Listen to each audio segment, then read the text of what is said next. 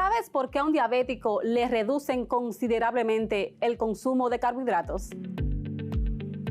Ya lo veremos. Durante esta clase vamos a utilizar lapicero, lápiz, cuaderno, mucha concentración, imaginación y, como siempre, una muy buena actitud para aprender.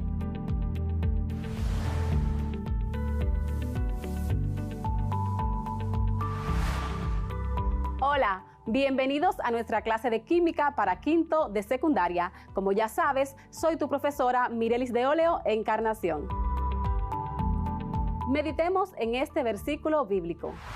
Jesús le dijo: yo soy el camino, la verdad y la vida. Nadie viene al Padre si no es por mí. Juan 14:6. Cuando finalice este encuentro, estarás en condiciones de analizar los resultados obtenidos en proyectos de investigación, evaluar su correspondencia con la realidad y comunicarlos, reconocer el alcance y la pertinencia de las ideas fundamentales de la química en diferentes contextos, identificar la estructura, clasificación, función y propiedades de las biomoléculas, esas que son constituyentes fundamentales de los seres vivos.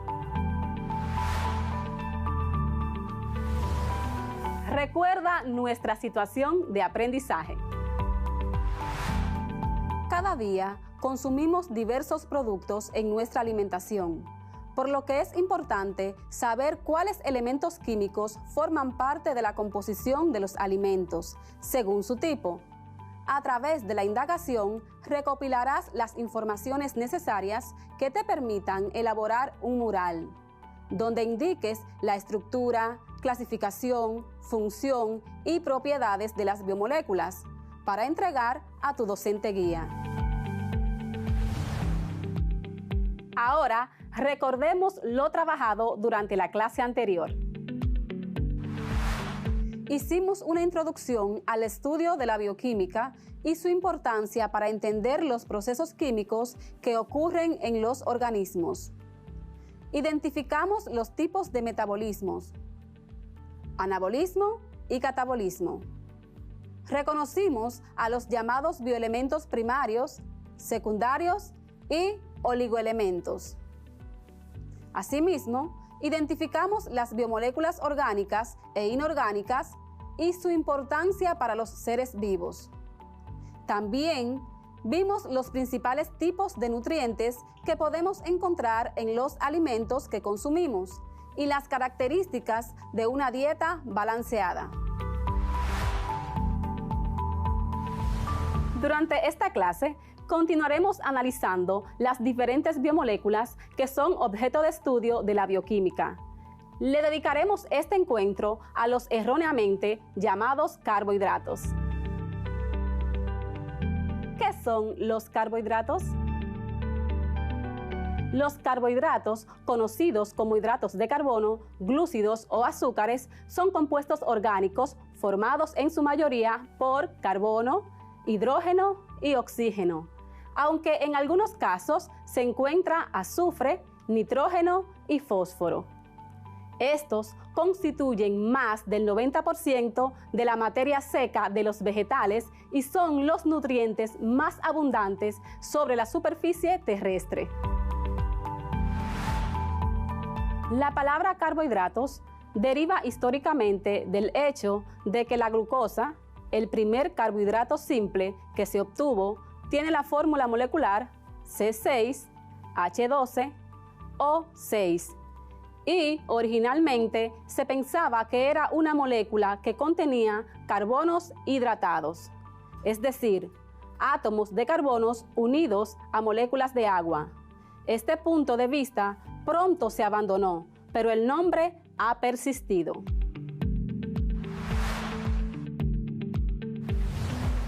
Las principales funciones de los glúcidos o carbohidratos en los seres vivos son el proporcionar energía inmediata, a través de un proceso de oxidación como la respiración celular ocurrida en las mitocondrias. Y también una función estructural como en la pared de celulosa que encontramos en las células de las plantas y la quitina, un polisacárido que es el principal constituyente del exoesqueleto de los artrópodos. La mayoría de las células no fotosintéticas, célula animal, como las nuestras, requieren de los carbohidratos para poder producir energía. Hablemos un poco de la estructura química de estas moléculas. Químicamente, los glúcidos se definen como polihidroxialdehídos o polihidroxicetonas, o en su defecto, sustancias de cuya hidrólisis da lugar a estos compuestos. Observa la estructura de la glucosa y la fructosa, en las cuales se puede distinguir la presencia de grupos funcionales que ya hemos visto, tales como el grupo hidroxi, OH, que se presenta varias veces a lo largo de la cadena carbonatada, y un grupo carbonilo, carbono, doble enlace, oxígeno, que puede ser aldehído o cetona. Si el grupo carbonilo es de un aldehído, el monosacárido es una aldosa. Por ejemplo, la glucosa es una aldosa. Si el grupo carbonilo es de una cetona, el monosacárido es una cetosa. Por ejemplo, la fructosa es una cetosa. Según la complejidad de las moléculas, los glúcidos se clasifican en monosacáridos, oligosacáridos y polisacáridos. Clasificación. De acuerdo a la cantidad de moléculas que intervienen en su formación, nos encontramos con diferentes tipos de carbohidratos. Monosacáridos, con una sola molécula.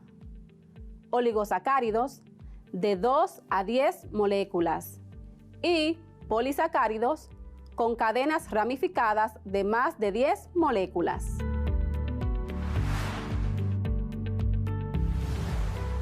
Hablemos un poco de los monosacáridos. Los monosacáridos son las unidades elementales más simples, que no se pueden hidrolizar a glúcidos más sencillos. Los monosacáridos elementales son la glucosa, principal combustible energético de la célula, la galactosa, la fructosa y la ribosa. La unión de estos monómeros da origen a los demás carbohidratos. Por ejemplo,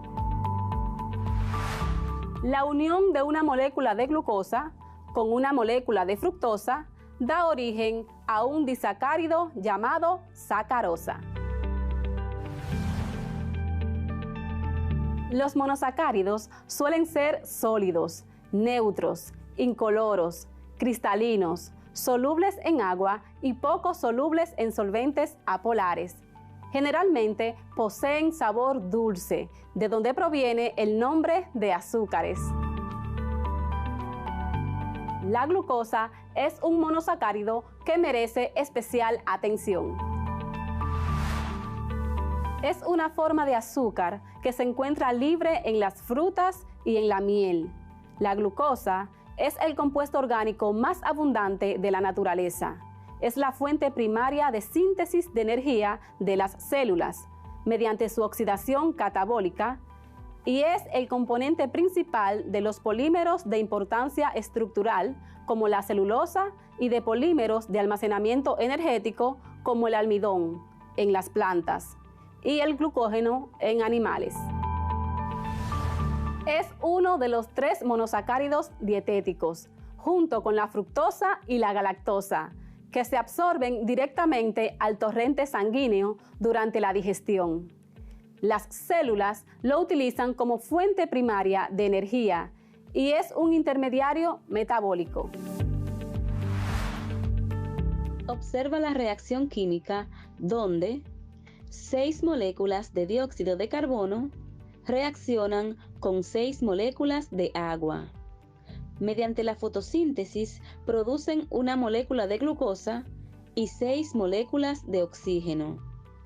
Esta reacción es reversible. Observa la doble flecha. Nos indica que cuando una molécula de glucosa reacciona con 6 moléculas de oxígeno, ocurre la respiración celular, donde se producen 6 moléculas de agua más 6 moléculas de dióxido de carbono, liberando energía química ATP más calor. Hablemos de uno de los trastornos metabólicos más comunes en nuestro país y el mundo, la diabetes. La diabetes es un conjunto de trastornos metabólicos cuya característica común principal es la hiperglucemia o hiperglicemia, que no es más que la presencia de concentraciones elevadas de glucosa en la sangre, de manera persistente o crónica. Esto puede ser debido a un defecto en la producción de insulina por parte del páncreas, una resistencia a la acción reguladora de ella para utilizar la glucosa, un aumento en la producción de glucosa o una combinación de estas causas. Se considera una persona sin diabetes cuando antes de comer sus niveles de glucosa están entre 70 y 110 miligramos por decilitros, y si después de comer están por debajo de 140 miligramos por decilitros. Mientras que, si antes de comer los niveles de glucosa están entre 80 y 130 miligramos por decilitros, y después de comer alcanza hasta 180 miligramos por decilitros, tiene diabetes. La diabetes es uno de los mayores problemas de salud pública del mundo. Te invito a realizar la siguiente actividad de indagación acerca de esta enfermedad. Investiga y escribe en tu cuaderno las características generales de la diabetes, sus causas y consecuencias, así como los métodos de tratamiento que existen en la actualidad. Repito, investiga y escribe en tu cuaderno las características generales de la diabetes, sus causas y consecuencias, así como los métodos de tratamiento que existen en la actualidad. Como ya hemos visto, los monosacáridos son biomoléculas muy importantes. Ahora veamos los disacáridos. Los disacáridos están formados por la unión de dos monosacáridos iguales o distintos y que por hidrólisis se descomponen en ellos. Por ejemplo, la sacarosa, mejor conocida como azúcar de mesa, es la combinación de glucosa y fructosa. Observa la estructura.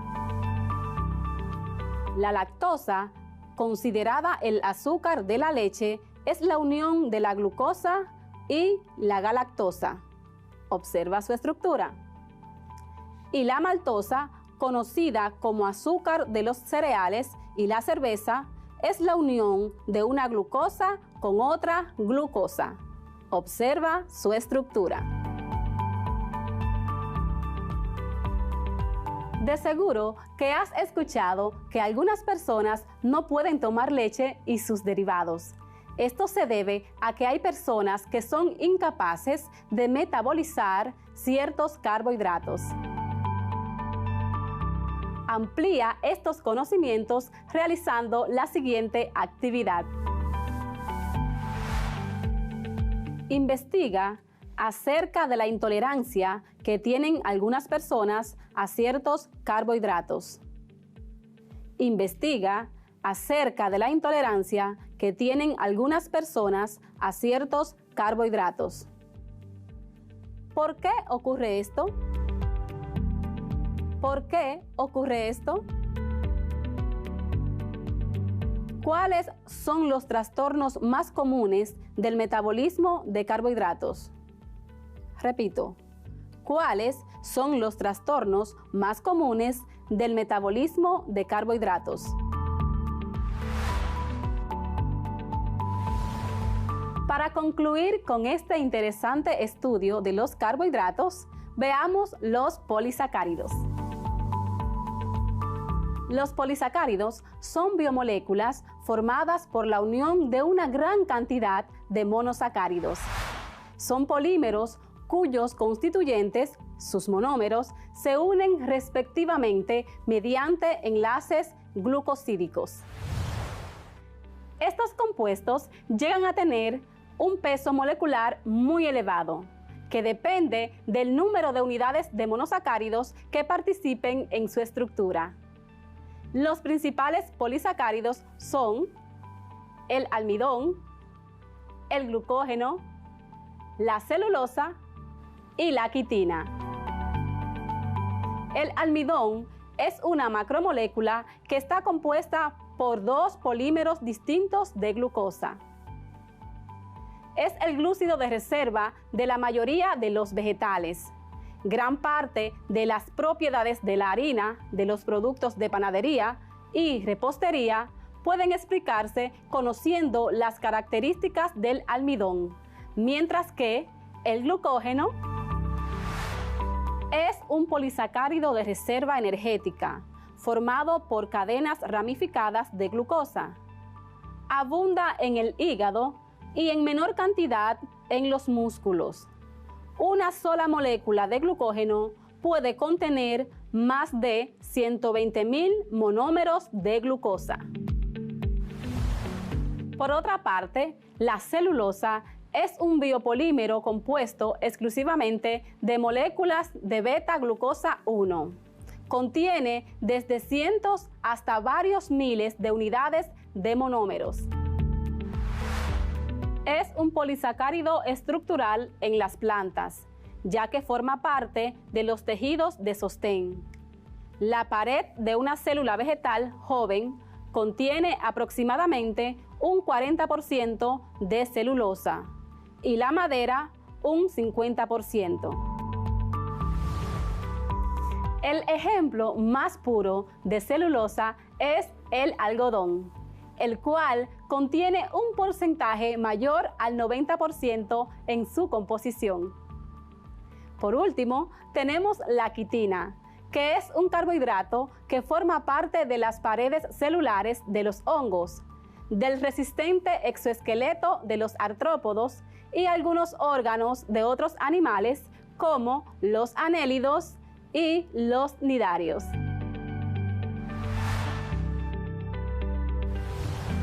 Ahora, retroalimentemos lo que hemos trabajado. Durante la clase de hoy, identificamos los carbohidratos como las moléculas bioorgánicas más abundantes en los seres vivos. De ellos, vimos sus clasificaciones y características moleculares. Además, hicimos una clasificación de los carbohidratos en función de la cantidad de monómeros presentes en sus moléculas e identificamos a los monosacáridos, disacáridos y polisacáridos.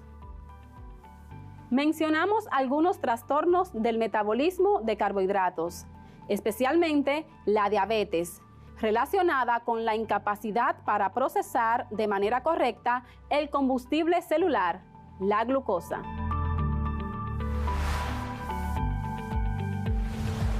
Refuerza lo trabajado realizando las siguientes actividades. Investiga en qué consisten las proyecciones de Fischer y las proyecciones de Harwoff. Representa carbohidratos con ambas proyecciones. Repito la actividad A. Investiga en qué consisten las proyecciones de Fischer y las proyecciones de Harwoff. Representa carbohidratos con ambas proyecciones. Actividad B. Elabora un mapa mental de cómo se clasifican los glúcidos o carbohidratos, sus principales características y ejemplos de cada uno. Repito la actividad B. Elabora un mapa mental de cómo se clasifican los glúcidos o carbohidratos, sus principales características y ejemplos de cada uno. Como siempre, te insto a practicar los temas desarrollados y si tienes alguna duda, consulta con tu maestro guía. Continúa guardando el distanciamiento social para prevenir contagios del COVID-19. Ha sido todo por hoy. Será hasta una próxima ocasión, si Dios lo permite. No faltes. Que Dios guarde tu entrada y tu salida. Bendiciones.